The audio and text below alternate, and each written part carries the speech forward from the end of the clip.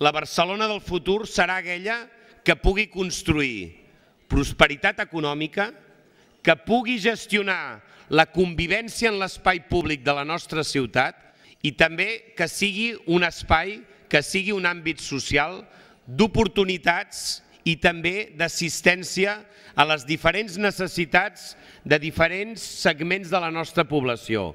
Em sembla que el nucli del que hem d'expressar avui aquí és que una Barcelona que ja ha generat molts llocs de treball, tenim més d'1.050.000 llocs de treball en aquesta ciutat, ara el gran repte dels propers anys és mantenir la quantitat de llocs de treball, però és la qualitat de l'ocupació en aquesta ciutat i en aquest país.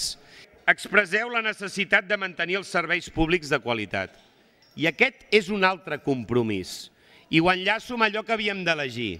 Hi ha gent que està per privatitzar espais que ens semblen essencials de les nostres polítiques. I per tant nosaltres defensem que és necessari i que és absolutament útil per la ciutat mantenir serveis públics de qualitat i que mantenim la qualitat justament des de la prestació del servei públic.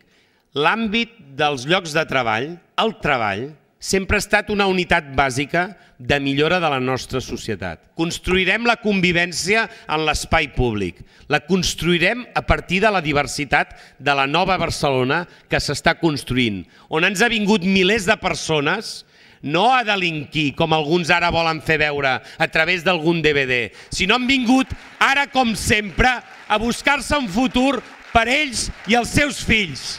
I aquest és el secret de Barcelona i aquesta és l'essència de Catalunya.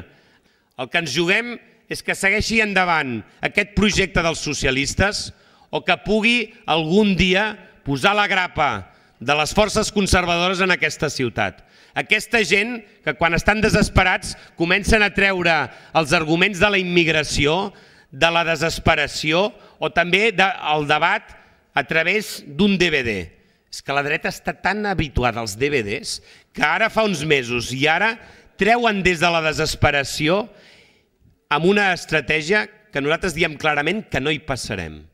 Perquè nosaltres intentem que tots aquests reptes que aquesta nova Barcelona ens està plantejant, tenim el compromís de convertir-ho en oportunitats i en solucions. Nosaltres hem vingut aquí a dir que nosaltres tenim noves idees i noves solucions.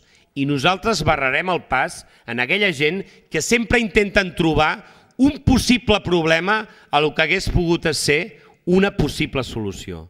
Ens tindran davant, els hi farem front i he de dir molt clarament que no passaran.